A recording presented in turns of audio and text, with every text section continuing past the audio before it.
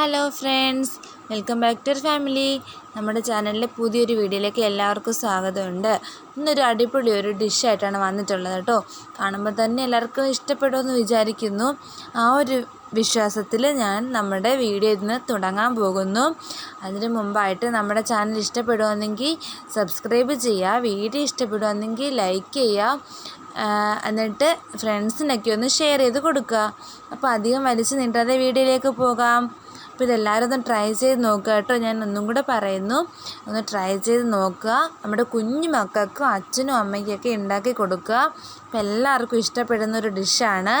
അധികം നീട്ടാതെ നമുക്ക് വീഡിയോയിലേക്ക് പോകാം. അപ്പോൾ അതിനാദ്യം തന്നെ വേണ്ടത് മൈദമാവാണ് കേട്ടോ. ഞാനിവിടെ 1 കപ്പ് മൈദമാവ് എടുക്കുന്നുണ്ട്. അതിലേക്ക് ഉപ്പിട്ട് കൊടുത്തിട്ടുണ്ട്, കുറച്ച് മഞ്ഞൾപ്പൊടി ഇട്ട് കൊടുത്ത് നന്നായിട്ടൊന്ന് കുഴച്ചെടുക്കാം. ചപ്പാത്തിക്ക് കുഴയ്ക്കുന്ന പോലെ ഒരു പരുവാണ് കേട്ടോ ഇതിന് വേണ്ടത്. അപ്പോൾ നല്ല സോഫ്റ്റായിട്ട് ഞാൻ കുഴച്ചെടുത്തിട്ടുണ്ട്, നല്ലതായിട്ടായിട്ടുണ്ട്. നമുക്കിതിന് ഇനി ഫില്ലിങ്സ് ഉണ്ടാക്കണം കേട്ടോ. അപ്പോൾ അതിന് മുമ്പ് നമ്മളൊരു അരമണിക്കൂർ ഇതൊന്ന് കുഴച്ച് വയ്ക്കണം.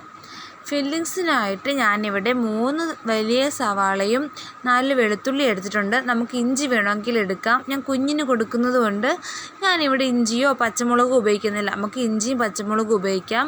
സവാള ചെറുതായിട്ട് അരിഞ്ഞ് വെച്ചിട്ടുണ്ട്. അതിന് ശേഷം ഒരു പാൻ വെച്ചിട്ട് കടുക് പൊട്ടിച്ചതിന് ശേഷം സവാള ഇട്ടൊന്ന് വഴറ്റിയെടുക്കണം. ഞാനിവിടെ പ്രത്യേക ഇഞ്ചിയും പച്ചമുളകും ഇടാത്തത് കുഞ്ഞിനും കൂടെ കൊടുക്കാൻ വേണ്ടിയിട്ടാണ്. അപ്പോൾ എരിയായി കഴിഞ്ഞാൽ അവർക്ക് കഴിക്കാൻ പാടല്ലേ, അപ്പോൾ അവർക്കും കൂടെ കൊടുക്കട്ടായോ. അതുകൊണ്ട് ഞാൻ ഇഞ്ചിയും പച്ചമുളകും സ്കിപ്പ് ചെയ്തു. എന്നിട്ട് സവാള ഇട്ടിട്ട് നന്നായിട്ടൊന്ന് വഴറ്റിയെടുക്കുന്നുണ്ട്. സവാള വഴറ്റുമ്പോൾ കുറച്ച് ഉപ്പിട്ട് കൊടുക്കുമ്പം അതൊന്ന് സവാളയൊന്ന് നന്നായിട്ടൊന്ന് വഴന്ന് കിട്ടും. ഒരു ചെറിയ ബ്രൗൺ കളറാകുമ്പോൾ നമുക്ക് മഞ്ഞൾപ്പൊടി ഇട്ട് കൊടുക്കാം. ഒരു 1/4 സ്പൂൺ മഞ്ഞൾപ്പൊടിയാണ് ഞാനിവിടെ ഇട്ട് കൊടുക്കുന്നത്. മഞ്ഞൾപ്പൊടിയും കൂടി ഇട്ടിട്ട് നന്നായിട്ടൊന്ന് വഴറ്റിയെടുക്കണം. മഞ്ഞൾപ്പൊടി ഇട്ടതിന് ശേഷം ഒരു 1/4 സ്പൂൺ മല്ലിപ്പൊടി ഇട്ട് കൊടുക്കുന്നുണ്ട്. ഇതെല്ലാം കുറച്ചളവ് മാത്രം മതി. മല്ലിപ്പൊടിയുടെ പച്ചക്കൊത്ത് മണം മാറിക്കഴിയുമ്പോൾ നമുക്ക് മുളക് പൊടി ഇട്ട് കൊടുക്കാം. മുളക് പൊടി ഇട്ടിട്ട് അധികം ഒന്ന് മൂപ്പിച്ചെടുക്കേണ്ട ആവശ്യമില്ല. ജസ്റ്റ് ഒന്ന് മുളക് പൊടിയുടെ ആ ഒരു പച്ചമണം മാറുന്നവരെ നമുക്കൊന്ന് ഇളക്കി കൊടുക്കാം. ഞാനിവിടെ അടുത്തതായിട്ട് എടുത്തിട്ടുള്ളത് 3 മുട്ടയാണ്. നമ്മൾ 3 മുട്ട ഇവിടെ പൊട്ടിച്ച് വെച്ചിട്ടുണ്ട്. നമ്മൾ ഈ ഒരു സവാളയുടെ കൂട്ടിലേക്ക് ഇട്ട് കൊടുക്കാം. ഞാൻ സവാള വഴറ്റുന്ന കൂട്ടത്തിൽ തന്നെ ഞാൻ മസാല ഇട്ട് കൊടുത്ത് വീഡിയോ എഡിറ്റ് ചെയ്യുന്ന സമയത്തിൽ എൻ്റെ കയ്യിൽ നിന്ന് ആ വീഡിയോ മിസ്സായിപ്പോയി കേട്ടോ. അപ്പോൾ അതൊന്ന് എല്ലാവരും ഒന്ന് ക്ഷമിക്കുക. നമുക്ക് ഒരു സ്പൂണ്, ഒരു ചെറിയ സ്പൂണിൽ മസാല ഇട്ട് കൊടുക്കാം.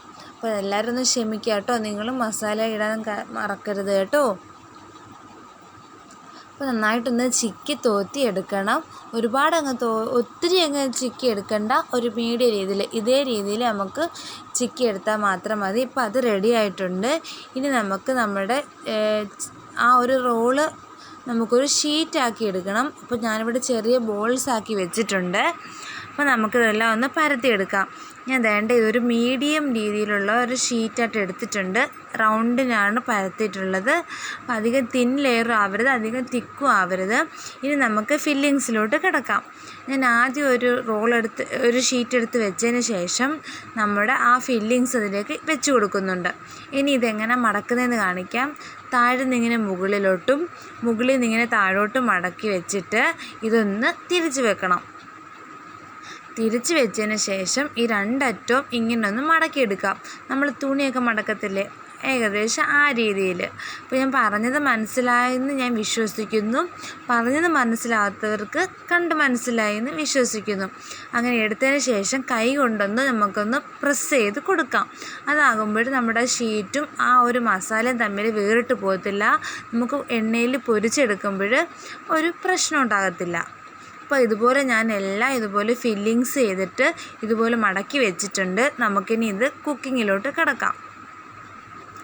കുക്ക് ചെയ്യാൻ വേണ്ടിയിട്ട് ഞാനൊരു പാനിനകത്ത് എണ്ണ ഒഴിച്ചിട്ടുണ്ട്. എണ്ണ ഒന്നും റെഡിയായി വരുന്നതെന്നറിയാൻ വേണ്ടിയിട്ട് നമുക്ക് ചെറിയൊരു കഷ്ണം മാവിൻ്റെ കഷ്ണം അങ്ങനെ ആ എണ്ണയിലൊന്ന് ഇട്ട് കൊടുക്കുമ്പോൾ നന്നായിട്ടൊന്ന് മുരിഞ്ഞ് വരും. അപ്പം നമുക്ക് മനസ്സിലാകും എണ്ണയൊന്ന് റെഡി ആയിട്ടുണ്ടെന്ന്. ഇതൊരു ടിപ്പാണ് കേട്ടോ. കുറേ പേർക്കൊക്കെ ഇത് അറിയാമെന്ന് വിശ്വസിക്കുന്നു. ഇനി നമുക്ക് ഓരോന്നായിട്ട് ഇട്ടിട്ട് ഇതൊന്ന് പൊരിച്ചെടുക്കാം. എല്ലാം കൂടെ ഒരുമിച്ചിട്ട് പൊരിക്കേണ്ട ആവശ്യമില്ല. എല്ലാം കൂടെ ഒരുമിച്ചിടുമ്പോഴത്തേക്കും കറക്റ്റ് വേഗവും ആവത്തില്ല. എല്ലാം കൂടെ കൂടിക്കലർന്ന് തിങ്ങി എരിഞ്ഞൊരു വല്ലാത്ത അവസ്ഥയാകും. ഇനി നമുക്ക് ഓരോന്ന് നല്ല ചെറുതീയിലിട്ടൊന്ന് വേവിച്ചെടുക്കാം. നമ്മൾ എണ്ണയിലോട്ടൊക്കെ ഇടുന്ന സമയത്ത് നമ്മുടെ കൈയൊക്കെ പ്രത്യേകം കെയർ ചെയ്ത് കൊടുക്കണം കേട്ടോ. എണ്ണയൊന്നും ദേഹത്ത് തെറിക്കാതെ പ്രത്യേകം കെയർ ചെയ്യണം. ഫുഡ് ഉണ്ടാക്കുമ്പോഴും നമ്മളെയും കൂടെ ശ്രദ്ധിക്കാൻ മറക്കരുത്. ഒരു ലോ ഫ്ലെയിമിലിട്ട് ഇതൊന്ന് കുക്ക് ചെയ്യുന്നതാണ് എപ്പോഴും നല്ലത്. അതാകുമ്പോൾ അതിൻ്റെ ഉൾവശവും വേകാൻ സഹായിക്കും. ഹൈ ഫ്ലെയിമിലിട്ട് കഴിഞ്ഞാൽ പുറം ഭാഗം പെട്ടെന്ന് വെന്ത് കിട്ടും, പക്ഷെ അകത്ത് വെന്ത് വരത്തില്ല. അപ്പോൾ ഞാനിതൊന്ന് മുരിച്ചെടുക്കുന്നുണ്ട്. ഇടയ്ക്കിടയ്ക്കൊന്ന് തിരിച്ചും മറിച്ചും ഇട്ട് കൊടുക്കണം. ഇപ്പം തന്നെ നമുക്ക് കാണാൻ പറ്റുമെന്ന് മുരിഞ്ഞ് വരുന്നുണ്ട്. ബബിൾസൊക്കെ ഇങ്ങനെ മുരിഞ്ഞ് വരുന്നതായിട്ട് നമുക്ക് കാണാൻ പറ്റും. അപ്പം ഞാൻ ഒരു സെക്ഷൻ കോരി എടുത്തിട്ടുണ്ട്. നമുക്ക് ടിഷ്യൂ പേപ്പർ ഉണ്ടെങ്കിൽ ഡയറക്റ്റ് ടിഷ്യൂലോട്ട് എടുത്ത് വെക്കാം. അപ്പോൾ എണ്ണയൊക്കെ ഒന്ന് വറ്റി കിട്ടും. ഇപ്പം എൻ്റെ കയ്യിൽ ടിഷ്യൂ പേപ്പർ ഇല്ലാത്തതുകൊണ്ട് ഞാൻ ഡയറക്റ്റ് പാത്രത്തിലോട്ട് തന്നെ മാറ്റുന്നുണ്ട്. ഇതെല്ലാം നല്ലതായിട്ടുണ്ട്. വിട്ടുപോലും പോകാതെ ആ ഒരു നമ്മൾ മടക്കി വെച്ച രീതി തന്നെ നമുക്ക് കിട്ടിയിട്ടുണ്ട്. അപ്പം അങ്ങനെ മടക്കാൻ ശ്രമിക്കാം കേട്ടോ. ഇനി അടുത്ത സെക്ഷനും കൂടെ നമുക്കിതുപോലെ പൊരിച്ചെടുക്കാം. അപ്പം എല്ലാവരും എണ്ണ ദേഹത്ത് വീഴല്ലേന്ന് ഞാൻ പ്രത്യേകം ഒന്ന് കെയർ ചെയ്യാൻ നോക്കാം കേട്ടോ. ഇനി നമുക്ക് ഇതും കൂടെ പൊരിച്ചെടുത്തിട്ടുണ്ട്. ഞാൻ എല്ലാം ഇതുപോലെ പൊരിച്ചെടുത്തിട്ടുണ്ട്. നമുക്ക് ഞാൻ എങ്ങനെ ഉദ്ദേശിച്ചു അതുപോലെ തന്നെ എനിക്ക് നമ്മുടെ ഈ 4 മണി പലഹാരം എനിക്ക് കിട്ടിയിട്ടുണ്ട്. നല്ല സോഫ്റ്റായിട്ട് കിട്ടിയിട്ടുണ്ട്. ചൂടോടെ കഴിക്കണം കേട്ടോ. ചൂടോടെ കഴിക്കാനാണ് ഏറ്റവും ടേസ്റ്റ്. ഇപ്പോൾ എല്ലാവർക്കും ഇഷ്ടപ്പെട്ടെന്ന് വിശ്വസിക്കുന്നു.